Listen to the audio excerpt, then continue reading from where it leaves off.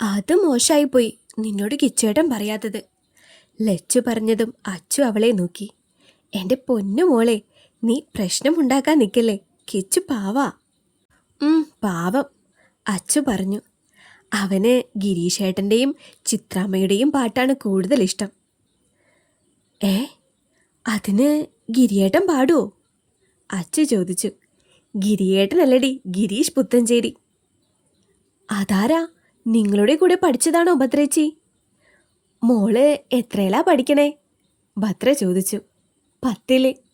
എടി, നിനക്ക് ഗിരീഷ് പുത്തഞ്ചേരിയെ അറിയില്ലേന്ന്? ലച്ചു വീണ്ടും അച്ചുവിനെ നോക്കി. ഇല്ലെന്ന്. അതല്ലേ ആരാന്ന് ചോദിച്ചേ? ലച്ചു ഗൂഗിളിൽ ഗിരീഷ് പുത്തഞ്ചേരി എന്ന് അടിച്ചു കൊടുത്ത് അച്ചുവിന് കാണിച്ചു കൊടുത്തു. ഇയാളെ എനിക്കറിയാം, അച്ചു പറഞ്ഞു. അറിയില്ലെന്ന് പറഞ്ഞിട്ട്? പേരറിയില്ലായിരുന്നു, എന്നാലും നിങ്ങളെന്നെ പറ്റിക്കല്ലേ? അച്ചു ചോദിച്ചു. എന്ത്? കിച്ചേട്ടൻ പാടുമെന്ന്. അത് കേട്ടതും ഭദ്ര ഫോൺ ഓപ്പൺ ചെയ്ത് ഗാലറിയിൽ നിന്ന് ഒരു വീഡിയോ പ്ലേ ചെയ്ത് അവൾക്ക് നേരെ നീട്ടി. അരണ്ട വെളിച്ചത്തോടു കൂടിയ സ്റ്റേജ്, അതിൽ ചുറ്റുമായി മ്യൂസിക് ഇൻസ്ട്രുമെന്റ്സ് വായിക്കുന്ന കുറച്ച് പേര്, അവരുടെയൊക്കെ നടുക്കായി ഒരു കസേരയിൽ മൈക്കും പിടിച്ചിരിക്കുന്ന കിച്ചു. മധുരമായ ട്യൂണിന് ശേഷം കിച്ചു മൈക്കിൽ പാട്ട് പാടുന്നു. അത്രമേൽ മധുരമായ ശബ്ദം. സൗണ്ട് കുറച്ച് തങ്ങൾക്ക് മാത്രം കേൾക്കാമെന്ന രീതിയിലാണ് ഭദ്ര ഫോൺ വോയിസ് സെറ്റ് ചെയ്തത്. എന്നാൽ അച്ചു പാട്ട് കേൾക്കുന്ന ആ ഒരു ഇതിൽ വോളിയം ഹൈയാക്കി കൂട്ടി. ഫോണിൽ കൂടെ പാട്ട് കേട്ടതും ബന്ധുക്കളും കണ്ണൻ്റെയും കിച്ചുവിൻ്റെയും കൂട്ടുകാർ അവർക്ക് ചുറ്റും കൂടി. എല്ലാവരും അച്ചുവിൻ്റെ കയ്യിലെ ഫോണിലേക്ക് നോക്കി. അത്രമേൽ അടിപൊളിയായിട്ടാണ് അവൻ പാടുന്നത്. കിച്ചു വന്ന് അച്ചുവിൻ്റെ അടുത്ത് നിന്നു. പെണ്ണിനൊരു സർപ്രൈസ് കൊടുക്കാനാണ് ഞാൻ പാട്ടുപാടുന്ന കാര്യം പറയാതെ ഇരുന്നത്. ഈ നാറികൾ അത് നശിപ്പിച്ചല്ലോ. ഇന്ന് എൻ്റെ പുറം പൂരപ്പറമ്പാകുമെന്ന് തോന്നുന്നു. കിച്ചു ആത്മഗതിച്ച് അച്ചുവിനെ നോക്കി. ഫോണിലേക്ക് നോക്കി പുഞ്ചിരിയോടെ നിൽക്കുകയാണ് അവൾ. ഫോണിലെ പാട്ട് നിന്നതും എല്ലാവരും കിച്ചുവിനെ ആശംസിച്ചു. ഡാ കിച്ചു, ഒരു പാട്ടുപാട്, കണ്ണൻ്റെ കൂട്ടുകാരനായ സായുജ് പറഞ്ഞു. എന്നാ പ്രണവും കൂട്. കിച്ചു പറഞ്ഞതും പ്രണവും പാട്ടുപാടാൻ അവനൊപ്പം കൂടി. കിച്ചുവിൻ്റെ മുറിയിൽ നിന്ന് ഒരു ഗിറ്റാർ എടുത്തുകൊണ്ട് കണ്ണൻ അവന് കൊടുത്തു. അപ്പോഴെല്ലാം അച്ചു അവനെ തന്നെ നോക്കിക്കൊണ്ടിരിക്കുകയായിരുന്നു. കിച്ചുവും പ്രണവും പാടി തുടങ്ങി. രണ്ടുപേരും നന്നായി തന്നെ പാടുന്നുണ്ടായിരുന്നു. എന്നാൽ അച്ചുവിൻ്റെ കണ്ണുകൾ കിച്ചുവിൽ മാത്രം തങ്ങി നിന്നുപോയി. പകുതി എത്തിയതും പ്രണവ് പാടുന്നത് നിർത്തി. കുറേ നാളായി പാടാത്തത് കൊണ്ട് അവന് പറ്റുന്നുണ്ടായില്ല. കിച്ചുവാണേൽ അവനെ ഒന്ന് നോക്കിക്കൊണ്ട് വീണ്ടും പാടി. പാടുമ്പോൾ അവൻ്റെ ചുണ്ടുകളുടെ അനക്കവും കണ്ണിലെ ഭാവവും ചുണ്ടിലെ പുഞ്ചിരിയും മുഖത്തെ ഭാവവുമെല്ലാം നോക്കിക്കാണുകയായിരുന്നു അച്ചു. ഇടയ്ക്കിടെ അവൻ്റെ കവളിൽ നിറഞ്ഞു കാണുന്ന ആ നുണക്കുഴിയിൽ അവൻ്റെ ഭംഗി അത്രമേൽ വർദ്ധിപ്പിക്കുന്നതായി അവൾക്ക് തോന്നിപ്പോയി. പാട്ടുപാടിക്കഴിഞ്ഞ് ആരോ ഫോണിൽ വിളിച്ചതും കിച്ചു പുറത്തേക്ക് പോയി. അകത്തേക്ക് കയറി വന്നതും ഹാളിലെ സോഫയ്ക്കടുത്തായി ഫോൺ നോക്കിയിരിക്കുന്ന അച്ചുവിനെ കണ്ടതും അവൻ ചിരിയോടെ അങ്ങോട്ട് പോയി. കിച്ചനെ കണ്ടെങ്കിലും അച്ചു മൈൻഡ് ചെയ്തില്ല. മുഖവും വീർപ്പിച്ചിരുന്നു. അച്ചുവേ! കിച്ചു അവളുടെ കയ്യിൽ തോണ്ടിക്കൊണ്ട് വിളിച്ചു. അച്ചു മൈൻഡ് ചെയ്യാതെ ഫോൺ നോക്കിയിരുന്നു. അച്ചൂട്ടിയെ! അവൾക്കടുത്തേക്ക് നീങ്ങിയിരുന്നു കൊണ്ട് അവൻ വിളിച്ചു. അച്ചു മൈൻഡ് ചെയ്യാതെ ഫോണിലേക്ക് തന്നെ നോക്കിയിരുന്നതും അച്ചുവിൻ്റെ കയ്യിലെ ഫോൺ വായുവിൽ കൂടെ ഉയർന്നുകൊണ്ട് കിച്ചുവിൻ്റെ കയ്യിലിരുന്നു. എൻ്റെ ഫോണിങ്ങതാ കിച്ചുവേട്ടാ. എന്താണ് എൻ്റെ കുഞ്ഞിങ്ങനെ മുഖവും വീർപ്പിച്ചിരിക്കണേ? കളിക്കാതെ എൻ്റെ ഫോണിങ്ങതാ. തരാം എൻ്റെ കുഞ്ഞാ. ഞാനൊരു സർപ്രൈസ് തരാനല്ലേ പാട്ട് പാടാൻ അറിയാമെന്ന കാര്യം പറയാതിരുന്നേ. അടുത്ത ആഴ്ച എൻ്റെ കുഞ്ഞിൻ്റെ പിറന്നാളല്ലേ, അന്ന് നിന്നെ അറിയിക്കാമെന്നാ കരുതിയേ. അപ്പോഴേക്കും ആ ഭദ്രകാളി എല്ലാം തൊലച്ചില്ലേ. ശരിക്കും സർപ്രൈസ് തരാനാണോ പറയാതിരുന്നേ? ആനേ, സത്യം, എൻ്റെ കുഞ്ഞാണേ സത്യം. കിച്ചു പറഞ്ഞതും അച്ചുവിന് സന്തോഷമായി. കിച്ചേട്ടാ, കണ്ണൻ്റെയും ഭദ്രേച്ചിയുടെയും കാര്യം എങ്ങനാ? അച്ചു ചെരിഞ്ഞിരുന്നു കൊണ്ട് അവനോട് ചോദിച്ചു. അത് നിന്നോട് ആര് പറഞ്ഞു? എനിക്കൊരു സംശയമുണ്ടായിരുന്നു. വന്നപ്പോൾ മുതൽ കുറുക്കൻ്റെ കണ്ണ് കോഴിക്കോട്ടിൽ എന്ന പോലെ ഭദ്രചേച്ചിയുടെ കണ്ണ് കണ്ണേട്ടൻ്റെ മേലെയായിരുന്നു. പിന്നെ ചേച്ചിയോട് ചോദിച്ചപ്പോൾ പറഞ്ഞു. രണ്ടുപേരും എനിക്ക് അത്രയ്ക്ക് വേണ്ടപ്പെട്ടവരാണ്. കണ്ണൻ എൻ്റെ കൂടപ്പിറപ്പാണെങ്കിൽ ഭദ്ര എനിക്ക് കൂടെ പിറക്കാതെ പോയ കൂടപ്പിറപ്പാണ്. രണ്ടുപേർക്കും ദോഷം വരുന്ന ഒന്നും ഞാൻ ചെയ്യത്തില്ല. പിന്നെ കണ്ണൻ ആളൊരു പാവമാണ്, അവൻ ശുദ്ധനാണ്, കിച്ചു പറഞ്ഞു. അപ്പോൾ ഭദ്രേച്ചിയോ? അവളൊരു ഭദ്രകാളിയല്ലേ, പാവാണ്. കണ്ണന് പറ്റിയ പെണ്ണ് തന്നെയാ ഭദ്ര. കാരണം എന്താണെന്നറിയോ? അച്ചു അവനെ നോക്കിക്കൊണ്ട് എന്തെന്ന് പുരികം വളച്ചൊടിച്ചു നോക്കി. കണ്ണൻ അരപ്പിരി ലൂസായ മുതലാണ്, പക്ഷേ ഭദ്ര മുഴുപിരി ലൂസായ മുതലാണ്. അൾട്ടിമേറ്റ് ഭദ്രകാളി. എൻ്റെ കണ്ണന് കറക്റ്റ് മാച്ചാണ്. കിച്ചു പറഞ്ഞു തിരിഞ്ഞതും ശക്തിയിൽ അവൻ്റെ പുറത്ത് ഒരു കൈവന്ന് വീണു. കിച്ചു തിരിഞ്ഞു നോക്കിയതും ദേ മുന്നിൽ ഭദ്രകാളിയായി ഭദ്ര നിൽക്കുന്നു. ആരാടാ പട്ടി ഭദ്രകാളി? അതല്ല, ഞാൻ പറയുകയായിരുന്നേ. കിച്ചു തപ്പി തടയാൻ തുടങ്ങി. എന്ത് പറയാൻ തുടങ്ങായിരുന്നു നീ? കണ്ണനെ എങ്ങനെ സെറ്റാക്കാമെന്ന് ആലോചിക്കുകയായിരുന്നു. അതിനല്ലേ നീ എന്നെ ഇപ്പം തല്ലിയേ? അത് സാരല്ല മോനെ, കണ്ണേട്ടനെ ഞാനുമായി സെറ്റാക്കാനുള്ള ഐഡിയ നോക്കിക്കോ, ചേച്ചി പോട്ടെ. അതും പറഞ്ഞ് ഭദ്ര അവിടെ നിന്നും പോയി. കിച്ചു തിരിഞ്ഞവളെ നോക്കി. അച്ചുവാണേൽ നല്ല ചിരിയാണ്. കണ്ടോ, ഇതാണ് എൻ്റെ ഭദ്രകാളി. കണ്ണന് കറക്റ്റ് മാച്ചല്ലേ?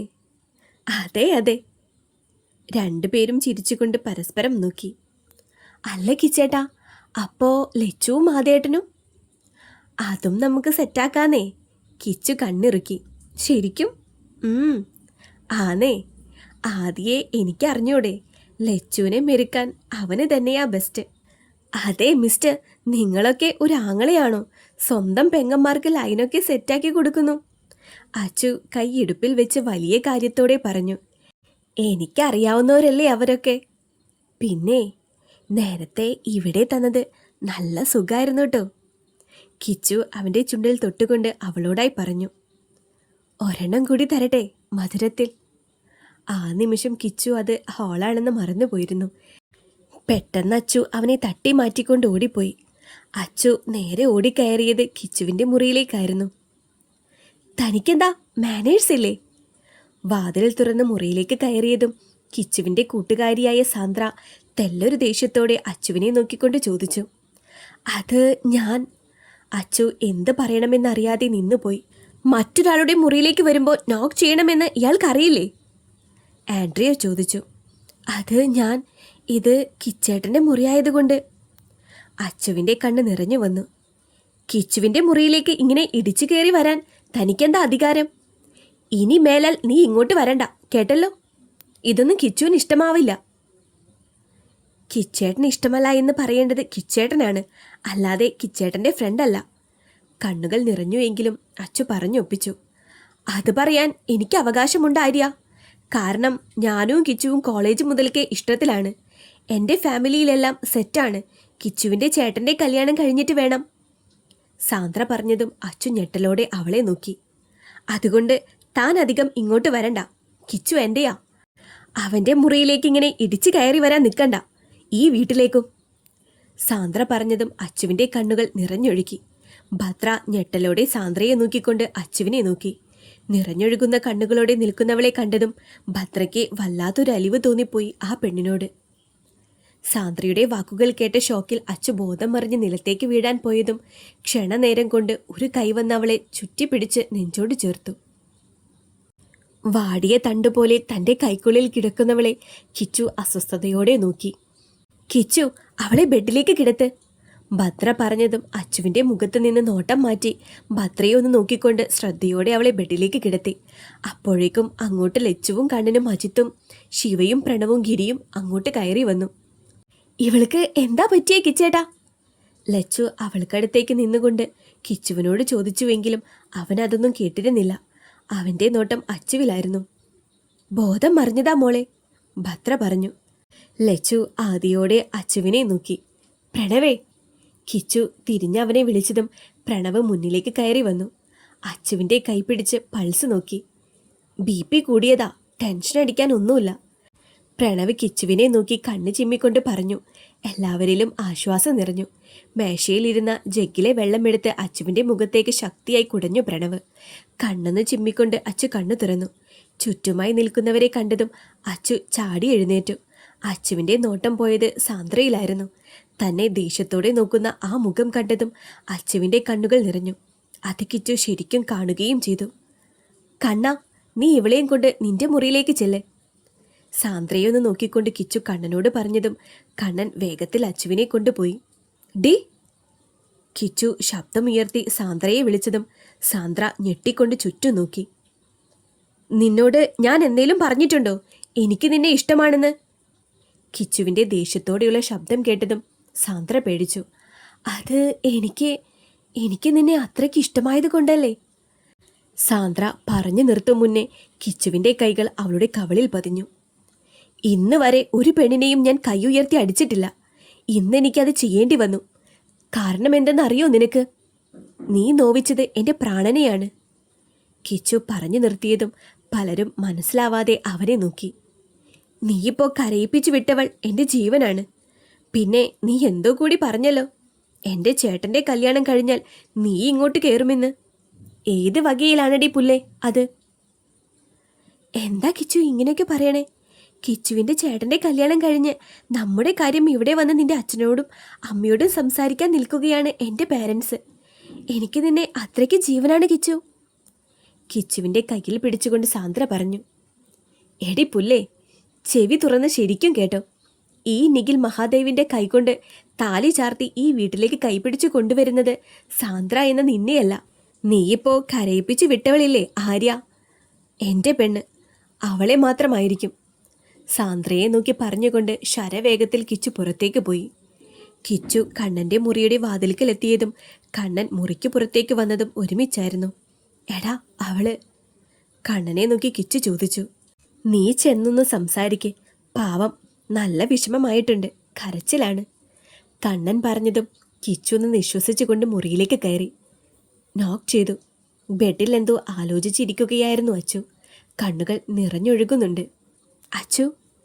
അവൾക്കടുത്ത് ഇരുന്നു കൊണ്ട് കിച്ചു വിളിച്ചുവെങ്കിലും അവളൊന്നും മിണ്ടിയില്ല. ഡാ കുഞ്ഞ, ഇങ്ങനെ കരയല്ലേ.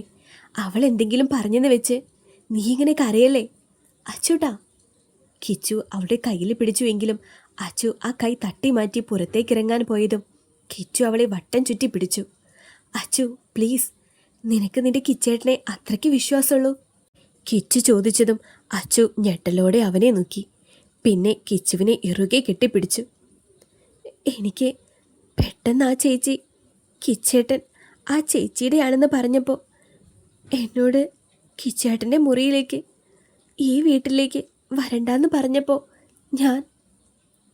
അച്ചു മുഴുവിപ്പിക്കാതെ കരഞ്ഞുപോയി. അവൾക്ക് കോളേജ് മുതൽ എന്നെ ഇഷ്ടമാണ്. പക്ഷേ അച്ചു, എനിക്ക് അവളോട് ഒന്നുമില്ലാട്ടോ. എത്രയെന്ന് വെച്ചാൽ അവോയ്ഡ് ആക്കുക, ശല്യാണ്, കിച്ചു പറഞ്ഞു. അച്ചുവിന് വീണ്ടും അതെല്ലാം ഓർക്കുമ്പോൾ കരച്ചിൽ വന്നു. അത് കണ്ട് കിച്ചു പതിയെ മുഖം താഴേക്ക് കൊണ്ടുവന്ന് അവളുടെ മുഖത്തോടടുപ്പിച്ചു. എന്തോ ഓർത്തെന്ന് പോലെ കിച്ചു അവളിൽ നിന്ന് മുഖം മാറ്റി. അച്ചു, നീ ഇങ്ങനെ കരയല്ലേ.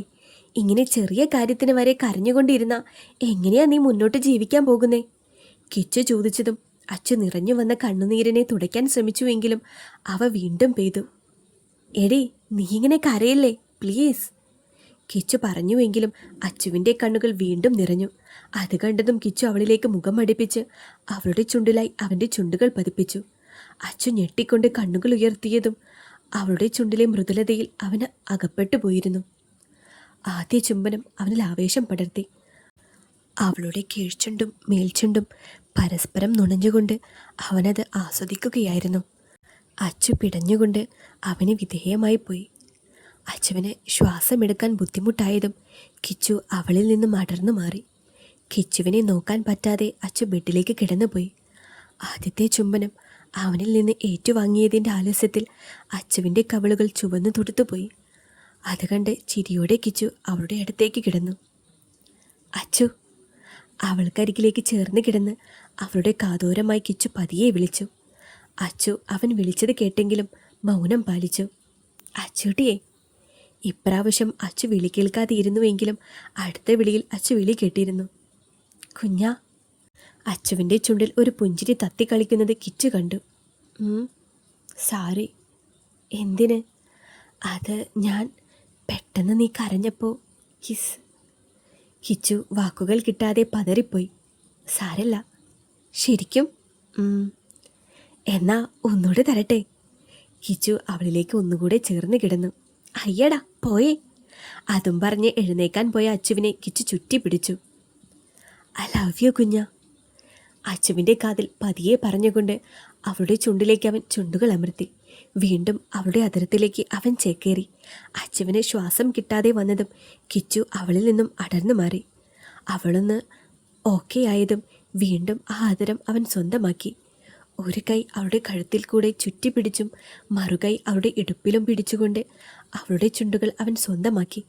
അവസാനം അച്ചുവിന് ഒട്ടും പറ്റില്ലെന്നായപ്പോൾ കിച്ചു അവളുടെ മാറിലേക്ക് മുഖം പൂഴ്ത്തി കിടന്നു. ഒന്ന് വിറച്ചുകൊണ്ട് അച്ചു അവനെ ചുറ്റിപ്പിടിച്ചു.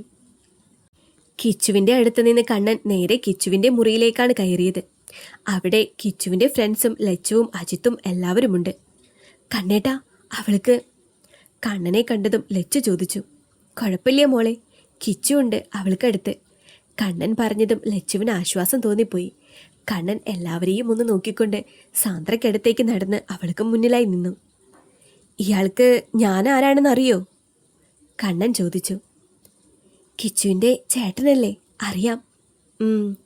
നീയും കിച്ചുവും തമ്മിൽ ഇഷ്ടത്തിലാണോ? ഗൗരവവും ദേഷ്യവും ഇടകലർന്ന കണ്ണൻ്റെ ശബ്ദം കേട്ടതും എല്ലാവരും ഒന്ന് പകച്ചു പോയിരുന്നു. എനിക്ക് കിച്ചുവിനെ ഇഷ്ടമാണ്, ജീവനാണ്. സാന്ദ്ര ഒന്ന് പേടിച്ചുവെങ്കിലും പറഞ്ഞു. കിച്ചുവിനോ? സത്യം പറയണം. അവനും എന്നെ ഇഷ്ടമായിരുന്നു. ആ നശിച്ചവൾ അവൻ്റെ ലൈഫിൽ വന്നതുകൊണ്ടാണ് അവൻ എന്നെ വേണ്ടാന്ന് വെക്കുന്നത്. സാന്ദ്ര പറഞ്ഞു നിർത്തും മുന്നേ തന്നെ കണ്ണൻ്റെ കൈ അവളിൽ പതിഞ്ഞിരുന്നു. എടി പുന്നാര മോളെ, ഇന്നേ വരെ ഒരു പെണ്ണിനെയും കൈനീട്ടി ഞാൻ അടിച്ചിട്ടില്ല. പെണ്ണിനെ ബഹുമാനിക്കണമെന്നേ എൻ്റെ അച്ഛനും അമ്മയും ഞങ്ങളെ പഠിപ്പിക്കുന്നത്. പക്ഷേ നിന്നെയൊക്കെ ഉണ്ടല്ലോ, നീയിപ്പോൾ പറഞ്ഞത് ആരെ പറ്റിയാണെന്നും ആരെക്കുറിച്ച് ആരോടാണെന്നും ഓർക്കണം. കിച്ചു അവനെൻ്റെ അനിയനാണ്. അവനെ ഞാനല്ലാതെ വേറെ ആരാടി മനസ്സിലാക്കേണ്ടത്? അവൻ്റെ ജീവിതത്തിൽ സംഭവിച്ചിട്ടുള്ള എല്ലാ കാര്യങ്ങളും വള്ളിപ്പുള്ളി തെറ്റാതെ എനിക്കറിയാം. എന്നോട് തന്നെ പറയണോ അവന് നിന്നെ ഇഷ്ടമായിരുന്നു? ഒരു പെണ്ണ് വന്നപ്പോൾ നിന്നെ അവൻ ഇട്ടേച്ചു പോയെന്നും. അങ്ങനെ നട്ടലില്ലാത്തവനല്ല എൻ്റെ അനിയൻ. ഒരു പെണ്ണിനെ ഇഷ്ടമാണെങ്കിൽ വേറെ ഏത് പെണ്ണ് വന്നാലും അവനവൻ്റെ സ്റ്റാൻഡിൽ ഉറച്ചു നിൽക്കും. അല്ലാതെ പിന്നെ നിന്നെ ഞാൻ ഇപ്പോൾ അടിച്ചത് അത് വേറെ ഒന്നിനുമല്ല. നീയിപ്പോൾ നാശം പിടിച്ചവളെന്ന് പറഞ്ഞത് എൻ്റെ ജീവനാണ്. അവളെ എന്തേലും പറഞ്ഞാൽ കൊന്നുകളയും ഞാൻ. കണ്ണൻ ദേഷ്യത്തിൽ പറഞ്ഞതും സാന്ദ്ര പകച്ചുപോയെങ്കിലും അവളിൽ ഒരു പുച്ഛച്ചിരി വിരിഞ്ഞു. അപ്പോൾ ചേട്ടനും അനിയനും ഒരുപോലെ വെച്ചുകൊണ്ടിരിക്കുവാണല്ലേ ആ പെണ്ണിനെ? സാന്ദ്രയുടെ ആ വാക്കുകൾ കേട്ടതും സ്വയം മറന്നുകൊണ്ട് കണ്ണൻ അവളെ ആഞ്ഞൊന്ന് തല്ലി. ഡാഷു മോളെ, എൻ്റെ കൊച്ചിനെ എന്തേലും പറഞ്ഞാലുണ്ടല്ലോ. കണ്ണൻ പറഞ്ഞുകൊണ്ട് സാന്ദ്രയുടെ കഴുത്തിൽ പിടിച്ചു.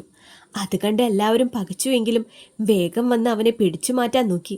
വെറുതെ വല്യമ്മയും വല്യച്ഛനെയും അറിയിക്കാൻ നിൽക്കല്ലേ നീ, വന്നേ ഇങ്ങോട്ട്. അതും പറഞ്ഞ് ശിവ കണ്ണനെ അവിടുന്ന് കൊണ്ടുപോയി.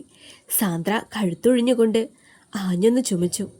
ലച്ചു അവൾക്ക് മുന്നിലേക്ക് കയറി നിന്നു. ചേച്ചി, വയസ്സിന് മൂത്തവരെ ബഹുമാനിക്കണമെന്നാണ് എൻ്റെ അച്ഛനും അമ്മയും ആങ്ങളമാരും എന്നെ പഠിപ്പിച്ചിരിക്കുന്നത്. അതുകൊണ്ട് മാത്രമാണ് കൈനീട്ടി ഞാൻ തല്ലാത്തത്. കിച്ചേട്ടൻ്റെന്നും കണ്ണേട്ടൻ്റെന്നും നല്ല പോലെ കിട്ടിയല്ലോ. പിന്നെ എൻ്റെ കിച്ചേട്ടൻ നട്ടലില്ലാത്തവനല്ല. ഒരു പെണ്ണിനെ പ്രേമിച്ച് വേറൊരു പെണ്ണിനെ കാണുമ്പോൾ പിന്നാലെ പോകാനായിട്ട്. അതുകൊണ്ട് ഈ നമ്പറൊന്നും ഞങ്ങൾ കേൾക്കില്ല. ചേച്ചിയും ഈ നിൽക്കുന്ന ചേച്ചിയുടെ കൂട്ടുകാരും കിച്ചേട്ടനെ കാണാൻ തുടങ്ങിയിട്ട് കുറച്ച് വർഷങ്ങളല്ലേ ആയിട്ടുള്ളൂ. എന്നാൽ ഞങ്ങൾ അങ്ങനെയല്ല. കുഞ്ഞുനാൾ മുതൽ കാണാൻ തുടങ്ങിയതാണ് കിച്ചേട്ടനെ. അതുകൊണ്ട് കിച്ചേട്ടൻ എന്താണെന്ന് ഞങ്ങൾക്ക് നന്നായിട്ടറിയാം. പിന്നെ അച്ചു, അവളെ എൻ്റെ ബെസ്റ്റ് ഫ്രണ്ടാണ്. അവളെ വിഷമിപ്പിച്ചാൽ അത് ഞാൻ സഹിക്കില്ല. പക്ഷേ ചേച്ചിയെ തല്ലാത്തത് കിച്ചേട്ടനും കണ്ണേട്ടനും രണ്ടെണ്ണം പൊട്ടിച്ചതുകൊണ്ട് പ്രായത്തിനെ ബഹുമാനിക്കുന്നത് കൊണ്ട് മാത്രമാണ്. വെറുതെ കിച്ചേട്ടൻ്റെ മുന്നിൽ ചെന്ന് ചാടാതെ വേഗം സ്ഥലം കാലിയാക്കാൻ നോക്ക്. പിന്നെ ഒരു കാര്യം കൂടെ പറയാൻ വിട്ടുപോയി. ഒരു 5-8 വർഷം കഴിയുമ്പോൾ ഒരു ഇൻവിറ്റേഷൻ കാർഡ് ചേച്ചിയുടെ വീട്ടിൽ കൊണ്ടുതരും. അതിൽ നിഖിൽ വെഡ്സ് ആര്യ എന്ന് എഴുതിയിട്ടുണ്ടാകും. അന്ന് വന്ന് ഉണ്ടിട്ട് സംതൃപ്തി അടഞ്ഞു പോണം കേട്ടോ മിസ്റ്റർ സാന്ദ്ര ചേച്ചി. അതും പറഞ്ഞ് സാന്ദ്രയെ തറപ്പിച്ച് നോക്കിക്കൊണ്ട് ലച്ചു അവിടെ നിന്നും പോയി. കിച്ചുൻ്റെയോ കണ്ണൻ്റെയോ മുന്നിൽ ചെന്ന് പെടാതെ പോകാൻ നോക്ക്, അജിത്ത് പറഞ്ഞുകൊണ്ട് പുറത്തേക്ക് പോയി. അതെ, അച്ചുവിനെ വിഷമിപ്പിച്ച അവർ മാത്രമല്ല ഞങ്ങളും കയറിയങ്ങ് നിരങ്ങും. അത് മോള് സഹിക്കില്ല. അതുകൊണ്ട് സമയം കളയാതെ ചെല്ലാൻ നോക്ക്. അതും പറഞ്ഞ് ഗിരിയും അവിടെ നിന്ന് പോയി. നിനക്ക് നാണാവില്ലേ സാന്ദ്രേ? എത്രയോ തവണ അവനെ ഇഷ്ടമാണെന്ന് പറഞ്ഞ് നീ അവൻ്റെ അടുത്തേക്ക് പോയി. അവൻ റിജക്റ്റ് ചെയ്തിട്ടേ ഉള്ളൂ. എന്നിട്ടും വീണ്ടും വീണ്ടും ഇങ്ങനെ നിനക്ക് നാണല്ലേ? ദേ, ഈ നിൽക്കുന്ന നിന്റെ കൂട്ടുകാരി ആൻഡ്രി ഒഴിച്ച് ബാക്കി ആരും ഈ കാര്യത്തിൽ നിന്റെ കൂടെ നിൽക്കില്ല. കാരണം എന്താണെന്നറിയോ? ഇവളടക്കം എല്ലാവർക്കും അറിയാം നിനക്ക് അവനോട് ആത്മാർത്ഥ സ്നേഹമൊന്നും അല്ലെന്ന്. അധിക നേരം ഇവിടെ നിൽക്കാൻ നിൽക്കണ്ട. ഇനിയും അവൻ്റെ ലൈഫിലേക്ക് ആവശ്യമില്ലാതെ കടന്നു വന്ന ദേ, ഈ നിൽക്കുന്ന ഭദ്ര കിച്ചുവുമായി അടുക്കുന്നത് കണ്ട് നീ പറഞ്ഞ വാക്കുകളും ഇവളെ വേദനിപ്പിച്ച പ്രവൃത്തികളും കിച്ചുവിൻ്റെ മുന്നിൽ അങ്ങ് അവതരിപ്പിക്കും ഞാൻ. നിന്നെ ജീവനോടെ വെക്കില്ല അവൻ. അതും പറഞ്ഞ് പ്രണവും അവിടെ നിന്നും പോയി. സാന്ദ്ര എന്നോട് ചെയ്തതുപോലെ അച്ചുവിനോട് ചെയ്യാൻ നിന്ന നീ വിവരമറിയും. കിച്ചുവിന് അവളെന്ന് വെച്ച ജീവനാണ്. അതുപോലെ അവൻ്റെ ചേട്ടനും ഇപ്പോൾ ഈ മുറിയിൽ നിന്ന് ഇറങ്ങിപ്പോയവർക്കും. സൂക്ഷിച്ചാ ദുഃഖിക്കേണ്ട. അല്ല പിന്നെ പിന്നെ കിച്ചു ഒരു പാവമാണ്, ശുദ്ധനാണ്. അവൻ്റെ അച്ഛനും അമ്മയും ചേട്ടനും എല്ലാവരും പാവങ്ങളാണ്. സ്നേഹിക്കാൻ മാത്രം അറിയുന്നവരാണ്. അവർക്കിടയിൽ കരടായി നീ സെറ്റാവില്ല. പിന്നെ കിച്ചുവിൻ്റെ ചേട്ടൻ കെട്ടാൻ പോകുന്നത് ഒരു പാവം പിടിച്ച തങ്കക്കുടം പോലത്തെ ഒരു പെണ്ണിനെയാവും. അവർക്കൊക്കെ ഇടയിൽ നിന്നെപ്പോലൊരു മൂദേവി കയറി വന്നാൽ തീർന്നില്ലേ? കിച്ചുവിന് അച്ചു തന്നെയാ നല്ലത്. അതും പറഞ്ഞ് ഭദ്ര പുറത്തേക്കിറങ്ങിപ്പോയി.